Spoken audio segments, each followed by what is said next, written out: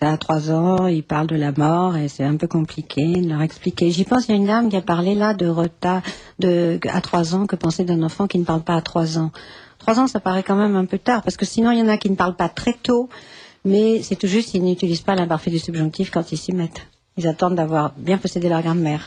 D'accord. Madame Ada, nous allons poursuivre notre conversation, mais je crois que nous avons en ligne également Madame Siofachin. Oui, bonjour. Oui, bonjour Madame. Voilà, donc vous êtes, vous, psychologue clinicienne, pardon, Oui. Dans la région de Marseille, me semble-t-il. Absolument. Voilà, très bien. Et vous avez également écrit vous-même plusieurs ouvrages aux éditions Odile Jacob.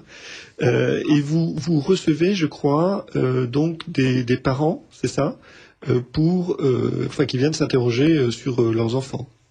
Oui, c'est-à-dire qu'en fait, on reçoit bien sûr des parents avec leurs enfants, des enfants qui, pour des raisons diverses, peuvent avoir certains types de difficultés. Et effectivement, à partir de là, on va tenter de faire le point et de comprendre d'où viennent les difficultés ou la souffrance de l'enfant, et de façon à en déterminer l'origine. Et effectivement, il arrive régulièrement, de par effectivement mes spécialités de consultation, de rencontrer des enfants surdoués qui présentent donc ces profils atypiques, avec à la fois cette forme d'intelligence si particulière et cette grande lucidité sur l'environnement, et en même temps cette hypersensibilité et cette hyperréactivité émotionnelle qui font de ces enfants à la fois des enfants qui ont une pensée très puissante, une grande force de pensée, une très grande intelligence très très brillante, et en même temps qui sont toujours emplis de doutes, et qui sont des enfants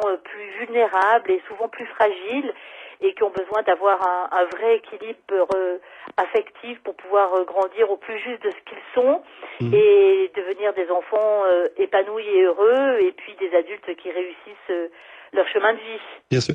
Donc ces enfants, ce sont évidemment les parents qui vous les amènent. Que vous disent les parents? Quelles sont les préoccupations des parents quand ils viennent vous voir? Alors tout dépend les motifs de consultation, tout dépend évidemment l'âge des enfants. Ce sont quelquefois des familles qui effectivement ont été informées ou ont été alertées par un pédiatre, par un enseignant, de la précocité d'apprentissage de l'enfant, de sa vivacité, de son mode de fonctionnement un peu différent, du décalage qu'on peut repérer. Donc des parents qui se posent la question d'essayer de comprendre. Donc ça, c'est en général souvent avec des enfants plus jeunes. Donc là, on est d'une certaine façon dans la prévention, c'est-à-dire avoir une bonne visibilité sur cet enfant-là pour ensuite essayer de l'aider au mieux et de l'accompagner surtout. Quelquefois, il n'y a pas grand-chose à faire, si ce n'est justement avoir un regard bienveillant sur les particularités de cet enfant. Et puis après, malheureusement, il arrive trop souvent, à mes yeux, que l'on rencontre des enfants qui rencontrent de réelles difficultés à l'école, qui ont des échecs scolaires qu'on pourrait qualifier de paradoxaux, en tout cas de douloureux, parce que à la fois, ce sont des enfants qui ont de réelles capacités, mais qui n'arrivent pas à les utiliser efficacement dans le cadre scolaire.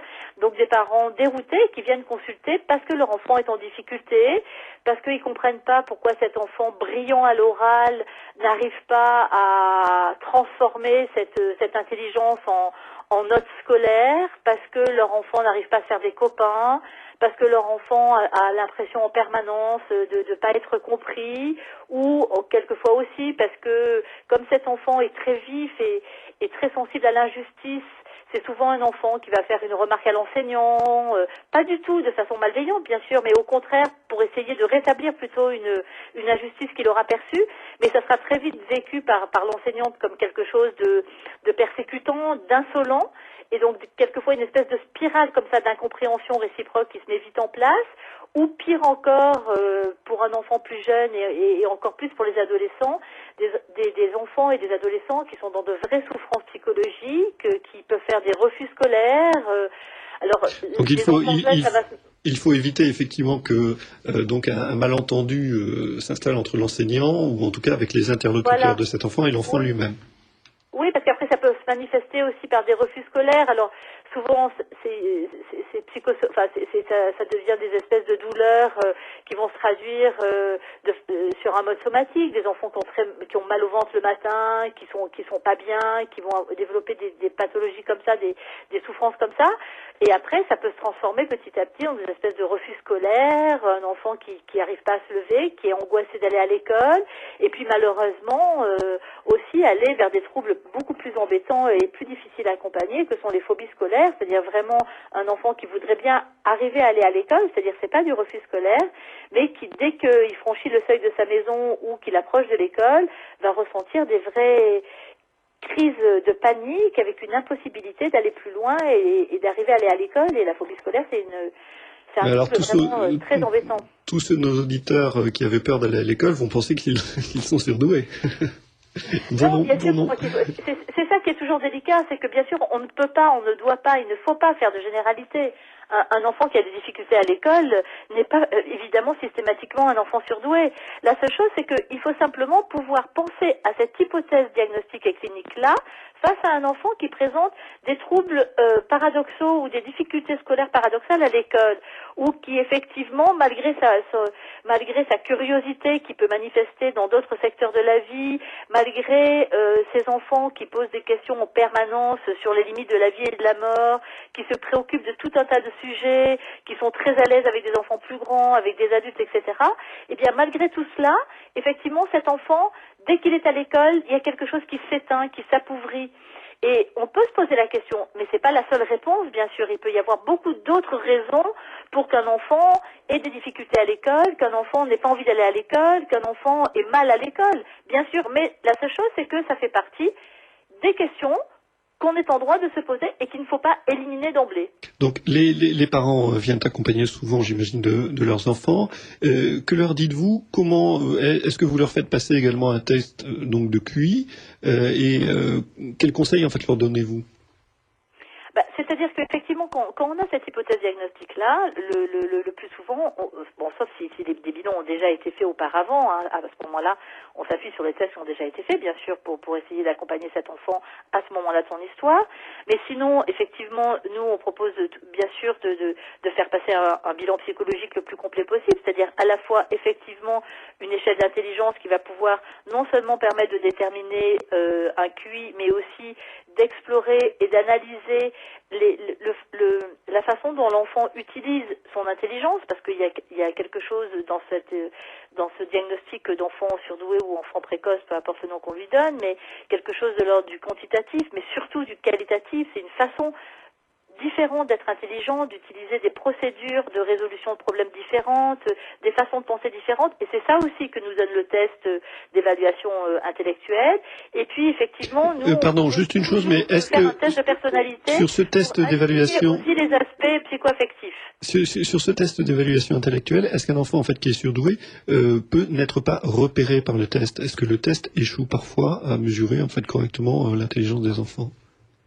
C'est-à-dire que de toute façon, il n'y a pas de bon ou de mauvais résultats à un test. Un test, c'est une évaluation aussi qualitative. C'est-à-dire que quelquefois, un enfant n'aura pas les scores attendus pour, de façon statistique, le situer dans la catégorie des enfants surdoués. Mais néanmoins, on peut aussi repérer à travers les procédures qu'il utilise pour répondre aux questions. C'est-à-dire, une fois de plus, la façon qu'il va avoir d'utiliser son intelligence et de se dire que cet enfant-là est effectivement surdoué malgré les scores, mais que pour des raisons, par exemple, psychologiques, parce que c'est un enfant qui est très anxieux ou un enfant qui traverse un moment dépressif, n'a pas pu utiliser pleinement son intelligence pour pouvoir avoir des résultats chiffrés au test qui devraient correspondre à la réalité de son potentiel. Donc il faut compléter les tests d'évaluation. Oui, toujours compléter, oui. D'accord. Et donc, une fois que vous avez établi ce diagnostic, j'imagine en fait que les réponses varient selon le diagnostic en question, mais que dites-vous et que préconiseriez-vous aux parents qui ont des enfants surdoués ou qui pensent en avoir? Alors, moi je pense que la première chose qui est très importante, c'est déjà d'avoir que ce diagnostic, comme tout diagnostic, il permet de mettre du sens à ce que vit l'enfant et à ses difficultés. Donc vraiment, la première réponse, c'est aider le parent à mieux comprendre qui est cet enfant-là, comment il fonctionne, pourquoi il peut avoir tel ou tel type de réaction dans tel ou tel type de situation, comment on peut comprendre ses comportements, comment on peut comprendre ses difficultés, c'est-à-dire finalement lui donner une espèce de carte du territoire de son enfant. Et ça déjà, ça change beaucoup de choses.